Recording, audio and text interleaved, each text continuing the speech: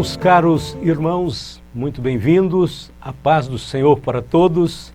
Quero vos convidar hoje para estudarmos a lição de número 4 com o seguinte tema: a sutileza da normalização do divórcio.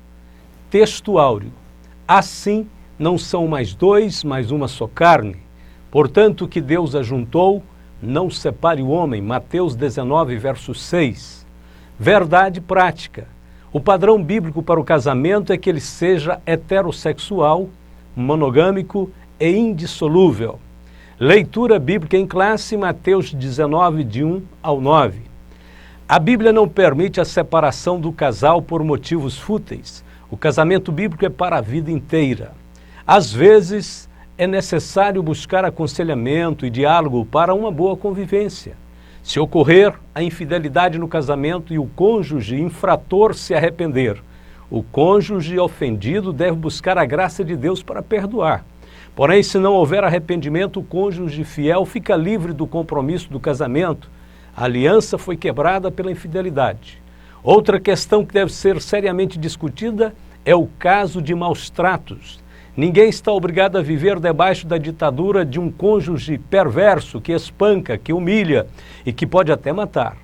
Como também é impossível suportar um cônjuge inconsequente, que vive traindo e nunca se arrepende. A Bíblia diz que Deus não nos chamou para a servidão. Mas se o incrédulo se apartar, aparte-se, porque neste caso o irmão ou a irmã não está sujeito à servidão, pois Deus nos chamou em paz. 1 Coríntios 7,15. Um casamento feliz é o céu na terra, mas um casamento infeliz é o inferno na terra. É preciso lutar até a última instância para evitar a separação.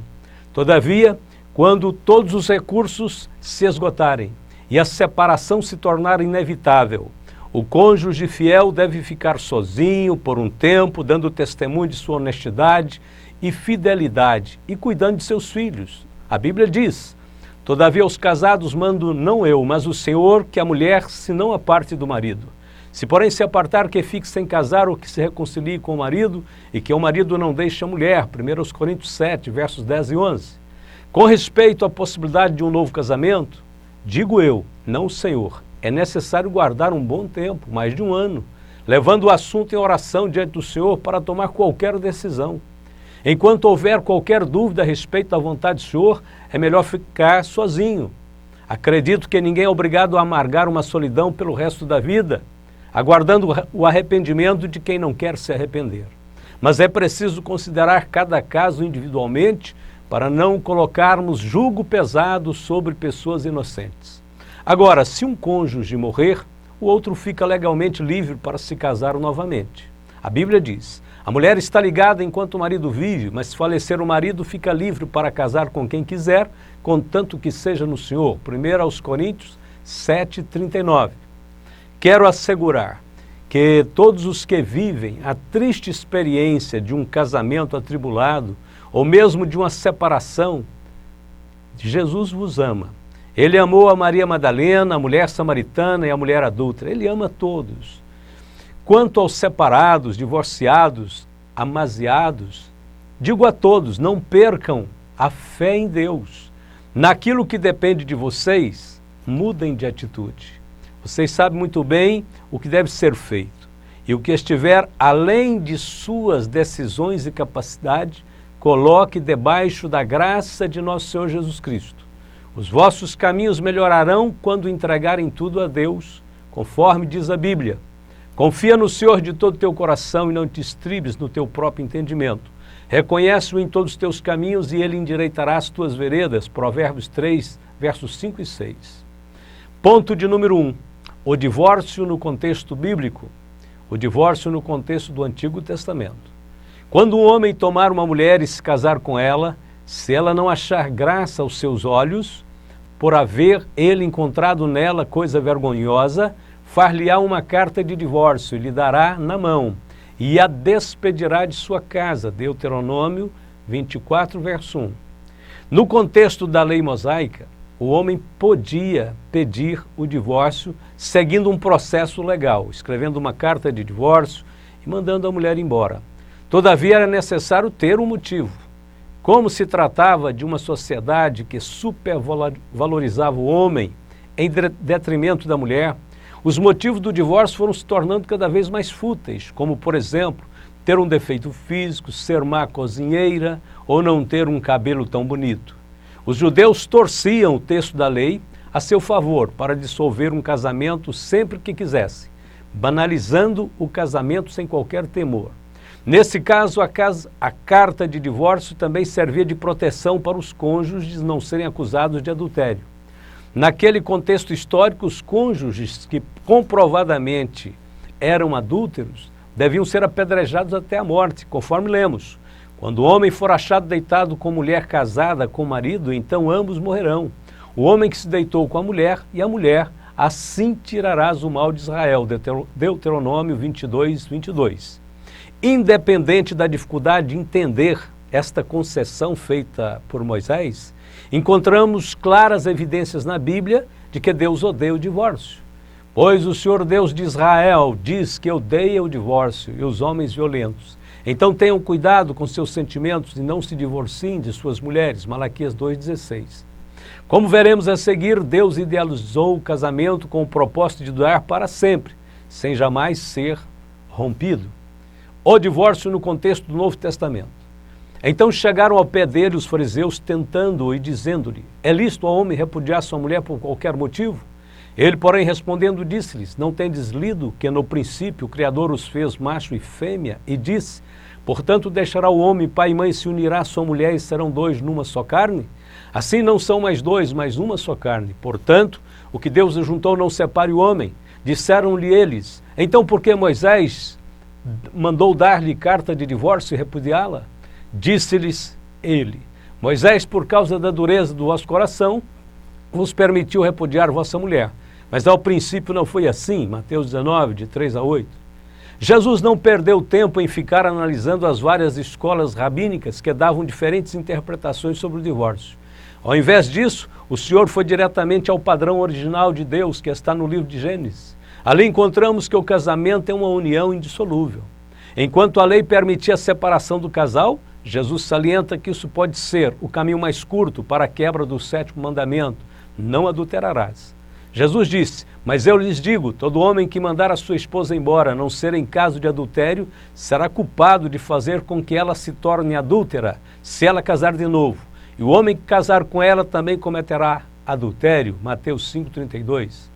As exceções para a dissolução do casamento só podem ser justificadas em caso de morte, Romanos 7,2, infidelidade, Mateus 5,32, e deserção do lar pelo descrente, 1 Coríntios 7,15. Nas situações de traição e abandono, a mensagem cristã orienta que se busque o perdão e a reconciliação, caso seja possível. Se o cônjuge infrator permanecer endurecido no pecado, não aceitando a reconciliação, o cônjuge inocente fica livre para seguir a sua vida, livre do compromisso. A traição é uma quebra de aliança que só pode ser corrigida com um arrependimento sincero e uma completa atitude de humildade e sujeição a Deus. A manutenção do casamento é um grande trabalho, é um trabalho de maturidade que precisa da cooperação de ambos os cônjuges. O fato é que Deus está trabalhando em todas essas situações, no sentido de formar a imagem de Cristo em cada um de nós. O casamento é um dos principais instrumentos de Deus nesta obra. É importantíssimo que o casal esteja sempre aberto ao diálogo, aos ajustes, às adaptações, ao reconhecimento de suas atribuições pessoais, ao perdão e aceitação mútua. Por que desistir de um casamento por causa de pequenos problemas que surgem? Na maioria das vezes, se desistir de um casamento, está desistindo também de um tratamento divino que Deus está levando em nossas vidas para nos promover a maturidade. Muitos que desistiram do matrimônio passaram a ter grandes dificuldades de submeter a Deus como filhos obedientes e colocaram um grande obstáculo à sua espiritualidade. Portanto, convém entender que Deus está trabalhando em nossas vidas através do lar, da família e do casamento. Como permanecer casados para sempre? A unidade e a permanência da aliança do casamento dependem primeiramente da confiança e da fidelidade que cada pessoa devota a Deus, depois ao seu cônjuge. Um casal que vive a vida a dois em amor irá construir a mais bela e perfeita união, ainda que enfrente lutas e reveses nesta vida. O cuidado que o esposo deve à sua esposa está baseado no princípio da unidade do casamento, onde os dois se tornam uma só carne. Ou seja, aquilo que dói na esposa também deve doer no marido. Ninguém em perfeito juízo ferirá o próprio corpo, conforme diz Paulo, porque nunca ninguém aborreceu a sua própria carne, antes alimenta e sustenta, como também o Senhor a igreja, aos Efésios 5:29. Isso implica proteger a esposa e prover-lhe uma vida digna. Todos os seres humanos possuem necessidades físicas, emocionais e espirituais que carecem ser supridas. Assim também, os cônjuges têm necessidades que precisam ser supridas diariamente. O marido sábio nunca exigirá a submissão de sua esposa. Ao contrário, ele conquistará o direito de governar o seu lar de forma laboriosa e amigável. Somente a autenticidade do amor pode credenciar um homem para o exercício do papel de líder de sua família. Nas culturas gregas e judaicas, a mulher ocupava uma posição inferior e era propriedade do marido. No Evangelho, porém, isso mudou. Cristo deu status de igualdade para ambos os sexos. Nisto não há judeu nem grego, não há servo nem livre, não há macho nem fêmea, porque todos vós sois um em Cristo Jesus. Gálatas 3:28.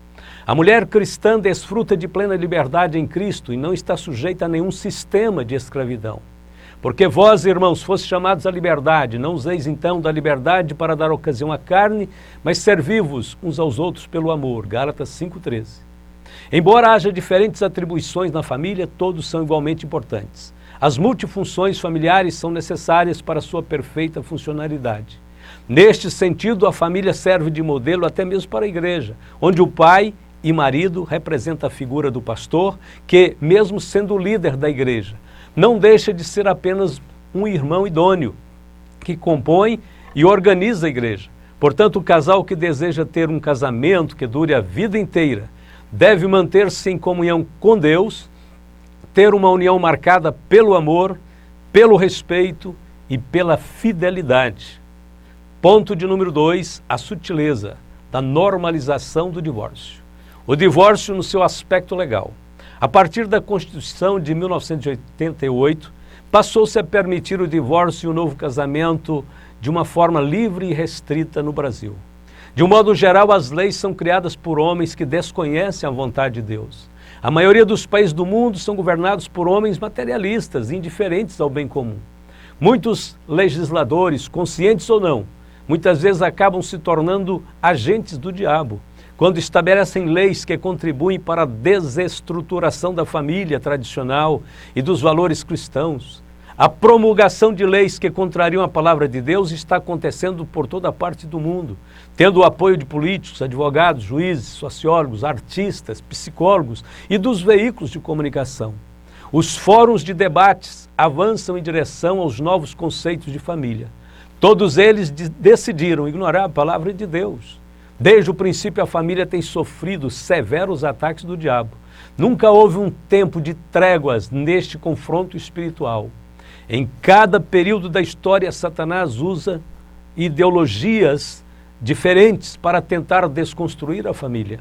No século passado, por ocasião da ascensão comunista, Karl Marx, um dos teóricos fundadores do comunismo, defendeu a ideia de que a família deveria ser abolida. Para Marx, a família era um estorvo à doutrinação comunista. As escolas de tempo integral foram criadas nesta época com a finalidade de romper o elo da educação familiar. Os comunistas doutrinavam primeiramente os filhos para depois convencer os pais. É desta mesma linha filosófica que tem surgido a pervertida ideologia de gênero. A demolição gradativa dos valores morais vigentes em nossos dias se deve, em grande parte, ao relativismo pós-modernidade, impregnado nos meios acadêmicos, nas redes sociais e até mesmo em certas religiões que ensinam que cada pessoa tem a sua verdade e pode viver como quiser. Essa teoria social resiste à ideia cristã de valores absolutos e imutáveis. Entretanto, podemos afirmar com segurança que Deus é imutável e que a sua palavra permanece para sempre. Para sempre, ó Senhor, a tua palavra permanece no céu. Salmo 119, 89. Satanás procura usar as falsas ideologias para pôr em dúvida a palavra de Deus. Mas devemos nos firmar ainda mais na verdade revelada, como fez Paulo, porque nada podemos contra a verdade, senão pela verdade, segundo aos Coríntios 13:8. Cabe à igreja demonstrar a essa geração que a Bíblia Sagrada é o fundamento confiável para um viver ético, moral e espiritual legítimo. O céu e a terra passarão, mas as minhas palavras não hão de passar. Mateus 24:35. O divórcio, no seu aspecto moral. A Bíblia diz: ai dos que ao mal chamam bem, e ao bem mal, que fazem da escuridade luz e da luz escuridade, e fazem do amargo doce e do doce amargo. Isaías 5, verso 20. Nem tudo o que é legal é moral. Aquela antiga frase, ele não quer me dar o divórcio, não tem mais nenhum sentido, já que as ações judiciais de divórcio podem ser propostas por apenas um dos cônjuges. O divórcio, que antes demorava de 1 a 2 anos, agora é concedido em 24 horas. Após a emenda constitucional C-66 de 2010, um cônjuge pode ajuizar a ação de divórcio no dia seguinte ao do casamento, não tendo mais que passar pelo estágio da separação. Se os dois cônjuges estiverem de acordo e não houver filhos menores, a dissolução do casamento nem precisa ser judicial, bastando os dois interessados procurarem um cartório para lavrar a escritura de divórcio. Só no ano de 2021 aconteceram mais de 80 mil divórcios no Brasil. Trocar de esposa ou de marido pode ser algo comum e legal para a sociedade secular, mas não para o Filho de Deus. A nossa divisa é o novo nascimento. Nós fomos resgatados do presente século mal, a fim de pertencer ao reino de Deus, conforme lemos: amado-vos, peço-vos, como a peregrinos e forasteiros, que vos abstenhais das concupiscências carnais, que combatem contra a alma, tendo o vosso viver honesto entre os gentios, para que naquilo em que falam mal de vós, como de malfeitores, glorifiquem a Deus no dia da visitação, pelas boas obras que em vós observem. 1 Pedro 2, 11 e 12. E ainda: mas de vós, ó amados, esperamos coisas melhores e coisas que acompanham a salvação, ainda que assim falamos, aos Hebreus 6, verso 9. Ponto de número 3, o divórcio e a prática pastoral. A pessoa do divorciado. E os escribas e fariseus, vendo-o comer com os publicanos e pecadores, disseram aos seus discípulos: por que come e bebe ele com os publicanos e pecadores? E Jesus, tendo ouvido isso, disse-lhes: os sãos não necessitam de médico, mas sim os que estão doentes. Eu não vim chamar os justos, mas sim os pecadores. Marcos 2, 16 e 17. A igreja precisa estar preparada para oferecer refúgio a todo tipo de pessoas. Muitos que ainda serão salvos virão trazendo as experiências traumáticas do divórcio. Devemos lembrar qual foi o tratamento de Cristo para a mulher samaritana. Ele disse àquela mulher: vai, chama teu marido e vem cá. A mulher respondeu e disse: não tenho marido. Disse-lhe Jesus: disseste bem, não tenho marido, porque tiveste 5 maridos, e o que agora tens não é teu marido? Isso disseste com verdade. João 4, 16 e 18. Não obstante a situação da mulher ser muito grave, Jesus não deixou de oferecer esperança para ela. Na atualidade é comum que alguns cristãos tratem uma pessoa divorciada como se ela tivesse uma espécie de doença contagiosa ou como se tivesse cometido algum pecado imperdoável, que não pudesse ser restaurada. Cristo falou àquela mulher da água viva, como resultado do arrependimento e da fé no Messias que ali estava. Não cabe a nós oprimir as pessoas, fazendo-as sofrer com o peso da culpa desnecessária. Certamente a abordagem de Jesus àquela mulher tem muito a nos ensinar sobre como tratar alguém que enfrentou problemas com o matrimônio. Sem dúvida alguma, a igreja tem que ser um lugar de esperança para todas as pessoas, não obstante os graves problemas que elas possam enfrentar. O divorciado como cristão. Este é o caso mais complexo que temos que lidar. É difícil de admitir, mas os casos de divórcios têm se multiplicado entre os cristãos. A razão disso provavelmente seja a diluição do Evangelho. Atualmente pouco se prega sobre o Evangelho da cruz.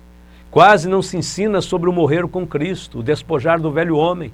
Se não voltarmos à essência do Evangelho, não veremos casais ajustados na igreja. O velho homem nunca converte. ele precisa morrer. O grande inimigo dos casamentos se chama ego. E se este ego não for crucificado com Cristo, certamente teremos problemas em nossos relacionamentos conjugais. Sabemos que não é difícil relacionarmos com outro cristão verdadeiramente convertido ao Senhor.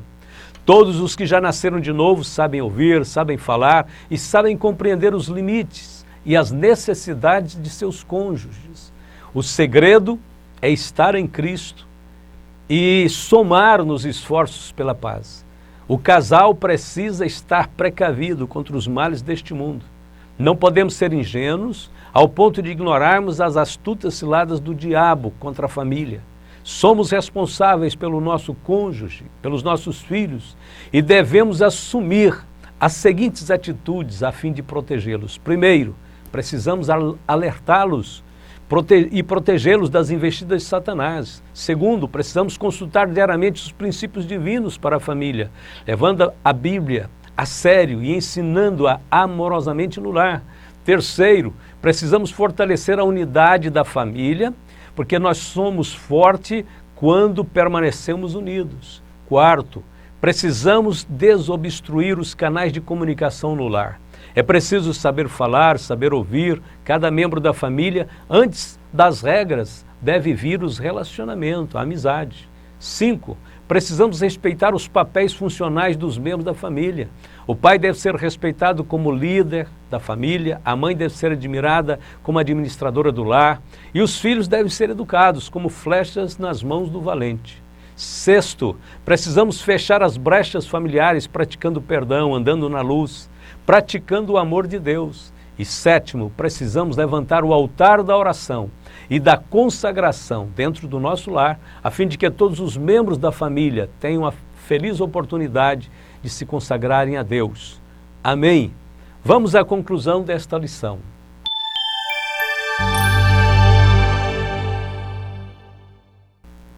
Não devemos ver o divórcio com normalidade. Essa postura é perigosa, arriscada e até mesmo pecaminosa.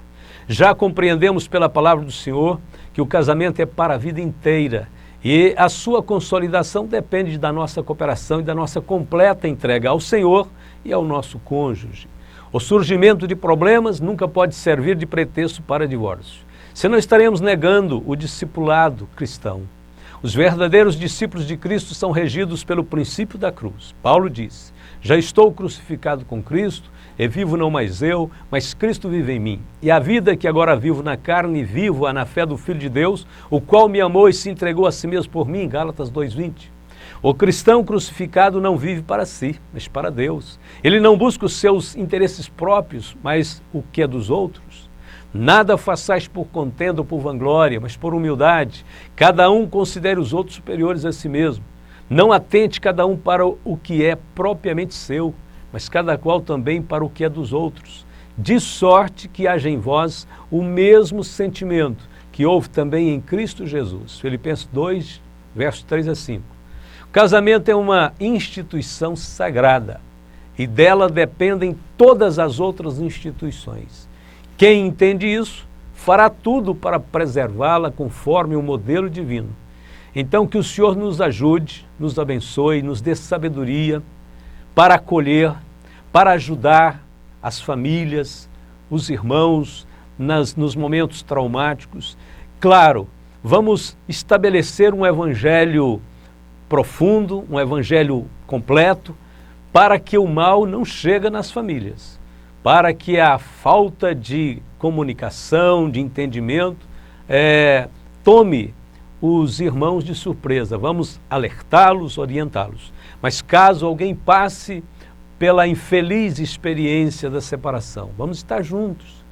Vamos procurar oferecer a melhor orientação, a melhor e o mais amplo apoio, porque todos são seres carentes da misericórdia de Deus.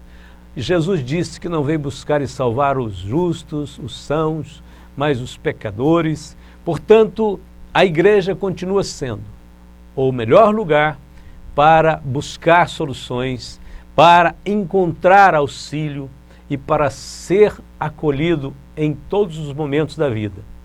Que Deus nos abençoe, nos guarde, que todos possam ser guiados por Deus ao ministrar a palavra de Deus, ao estar levando para a sua igreja, para suas classes de escola dominical, este ensino, sem distorções, sem extremismos, mas com equilíbrio, o equilíbrio que é perfeitamente possível através do amor de Deus em nossos corações. Que Deus abençoe a todos, vamos orar nesse instante. Eterno Deus e Pai, querido Senhor Jesus, nós te louvamos neste momento, Senhor, sabendo que grandes dificuldades existem, mas o Senhor é o Deus das grandes soluções. O Senhor pode abrandar corações, transformar vidas, o Senhor pode levar o homem ao arrependimento, à conversão, o Senhor pode operar nas famílias, especialmente na unidade do casal, dando-lhes, Senhor, o entendimento desta entrega, desta sujeição a Deus e ao próximo, para que possamos viver felizes até a tua vinda. Obrigado, Senhor, abençoe a todos hoje e sempre te agradecemos em nome de Jesus. Amém e amém.